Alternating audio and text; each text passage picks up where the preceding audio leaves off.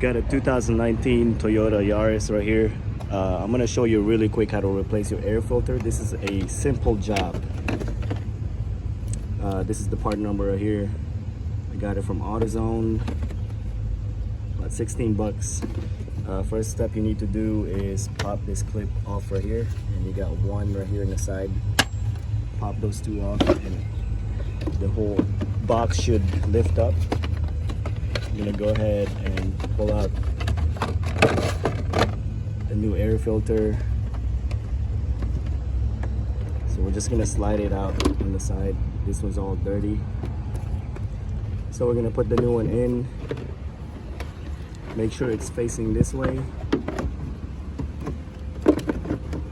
It's so easy, I can do it with one hand in less than 2 minutes. Make sure it's sitting flush like that. And make sure these two clips go inside that plastic bracket. Push it down, clamp it back on. That's it. I hope this video helped you. If you got any questions, comment below. Click on that subscribe button, guys. And again, thanks for watching.